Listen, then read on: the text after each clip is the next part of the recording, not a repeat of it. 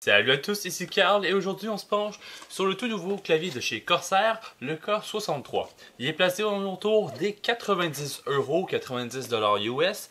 C'est en réalité une version un peu semblable au Corsair Strafe mais en mini, donc TKL. Donc on en revient, en fait c'est même plus petit que le K65 que vous connaissez déjà chez Corsair. On va utiliser maintenant ma deuxième caméra de chez Panasonic pour faire l'unboxing en live. On a directement le petit manuel avec le clavier et rien de plus.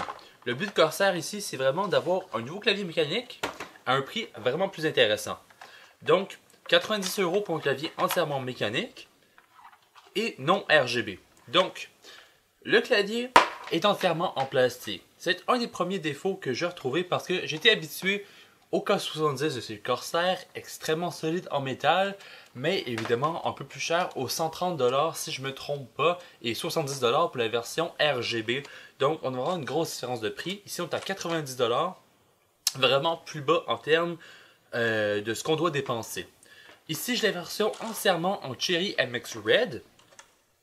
Donc, vraiment des switches pour gamer. Je ne vais pas me pencher nécessairement sur les switches en tant que tels, parce que, bon, on les connaît, les switches Cherry MX.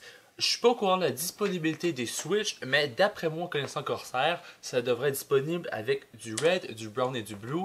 Mais prenez pas note nécessairement par rapport à ça, parce que j'ai pas les informations en ce moment, parce que le clavier est tout nouveau et sort aujourd'hui. On a un clavier entièrement en plastique. Le corps, malgré qu'il soit en plastique, est assez solide. On n'a aucune flexibilité malgré qu'on essaie de le tordre. Ça reste extrêmement solide. Et sur la table, on n'a aucune flexibilité quand on pèse dessus. Donc à ce niveau-là, je ne suis pas trop inquiet. Peut-être qu'à long terme, on va avoir des petits problèmes. Mais pour les tests que j'ai faits, aucun problème. Le câble étant plastique, il est pas retiré, on peut pas le retirer. C'est normal, on n'a jamais eu des câbles qui se retirent chez Corsair. C'est pas un problème. J'ai juste l'impression qu'au bout, j'ai l'impression qu'il va se briser. C'est peut-être moi qui étais un peu violent avec en essayant de le remettre dans la boîte tout à l'heure. Mais j'aurais aimé voir peut-être un câble gainé. Mais c'est pas la fin du monde. Le câble en caoutchouc, pardon. Les câbles de bonne qualité, il n'y a pas tendance à s'emmêler. Donc c'est une bonne chose. Évidemment, l'embout de Corsair habituel avec le petit logo gris. Puis voilà, USB 2.0 standard.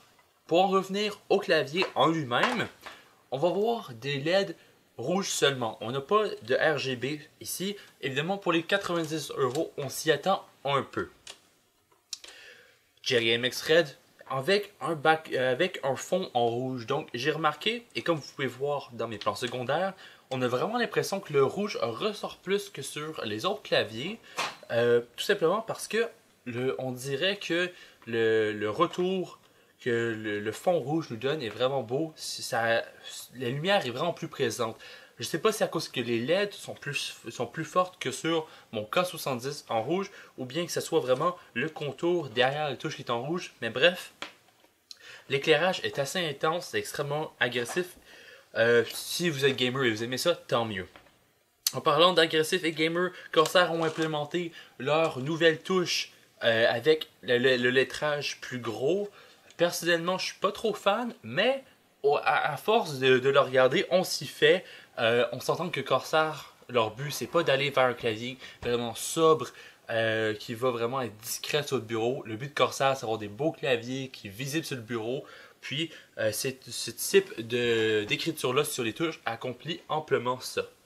Au-dessus du clavier, on a les 4 touches médias qu'on retrouve habituellement au-dessus du pavé numérique sur le K70. Maintenant, tant qu'on n'a pas de pavé numérique, tant que c'est un clavier TKL, eh bien, ils sont déplacés en haut à gauche. C'est très bien comme ça. Si par exemple, vous êtes en train de jouer et vous voulez juste étirer votre doigt pour arrêter la musique, vous n'avez pas besoin d'enlever votre main de la souris pour aller l'arrêter. Donc, c'est juste au-dessus de votre main gauche, on a le play pause, avancer, reculer et le stop conventionnel.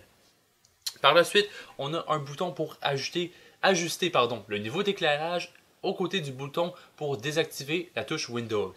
L'éclairage peut être modifié directement sur le clavier ou bien dans le Corsair Utility Engine. On peut changer touche par touche l'éclairage si on veut qu'il soit allumé ou éteint. Évidemment, on n'est pas sur du RGB, donc on va pas pouvoir choisir la couleur. C'est pas trop grave.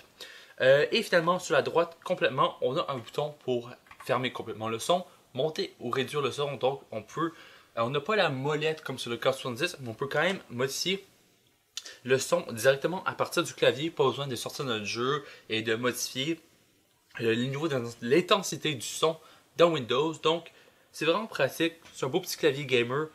Est-ce que c'est le meilleur des claviers que j'ai testé? Non.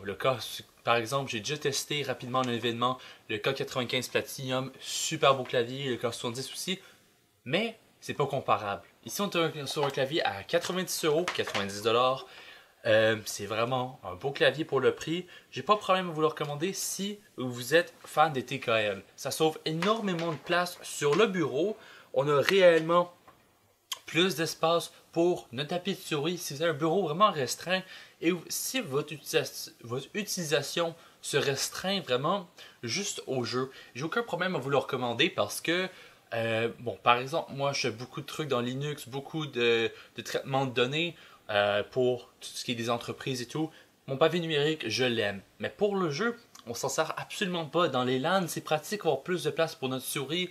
Alors que dans un LAN, on ne va pas se servir de notre pavé numérique. Donc, enlevez ça. Clavier TKL à 90 euros. C'est vraiment un bon choix que Corsair ont fait. Évidemment, connaissant Corsair, je m'attends à ce qu'une version RGB sorte éventuellement. Mais, je suis pas trop inquiet à ce niveau-là. Je pense pas que le RGB soit une fonction absolument nécessaire. Sachant que le rouge et noir, qui est le thème du clavier, sachant que le rouge et noir est vraiment répandu sur beaucoup de configs. Je crois que le 3/4 des configs que je vois sur internet, c'est en rouge et noir. Donc, si c'est quelque chose qui vous plaît, tant mieux. On a ce design-là sur le clavier. Donc, évidemment, on baisse le coût du clavier en ayant un câble de moins bonne qualité, en ayant un châssis en plastique et non en aluminium. Puis sinon, en dessous du clavier, on a les 4 patins en caoutchouc conventionnel et les 2 petits patins pour relever le clavier si vous préférez votre clavier un peu surélevé sur le devant. Donc voilà, en général, c'est un excellent clavier. Personnellement, je ne suis pas un fan des Cherry MX Red, mais ce clavier-là n'est pas visé vers moi. Personnellement, je joue très peu, majoritairement parce que je suis occupé. Mais pour un gamer qui n'a pas besoin du pavé numérique, le TKL, c'est parfait. Qui aime le rouge et noir, pas besoin du RGB, c'est parfait comme ça. Et en plus, on sauve de l'argent parce que on n'a pas un frame en métal. C'est pas quelque chose de nécessaire, c'est juste plus esthétique. Mais fonctionnellement, le clavier est aussi bon qu'un K65 ou un K70 en métal. Pas de problème à ce niveau-là. Donc, ma note finale par rapport à ce clavier, c'est un très bon clavier. J'ai aucun problème à vous le recommander si vous cherchez un clavier mécanique pour gamer. Et c'est tout. Pas besoin d'RGB, pas besoin de métal, pas besoin d'un câble vraiment de très bonne qualité. Pas besoin de votre pavé numérique. C'est parfait pour vous. Donc sur ce, j'ai aucun problème à vous le recommander si ça vise votre utilisation. Personnellement, pas vraiment. Je suis pas du genre à jouer. Peut-être si je me fais un setup juste pour le jeu, éventuellement, ça pourrait être mon clavier pour le jeu. Mais pour le traitement texte, pour les opérations d'entreprise que je fais, eh bien, ça me plaît pas nécessairement. Je fais beaucoup d'écriture pour les blogs, d'articles et compagnie. Donc, c'est pas un clavier pour moi, comme je vous disais, mais si vous êtes gamer, j'ai aucun problème à vous le recommander. Donc, sur ce, laissez-moi savoir dans les commentaires qu'est-ce que vous pensez du clavier ainsi que du nouveau style de vidéo que j'essaie de faire avec la deuxième caméra juste ici pour le unboxing. Moi qui est debout à la place, vraiment, j'ai une prise, je parle très clairement avec vous. J'essaie de faire ça un peu plus amical.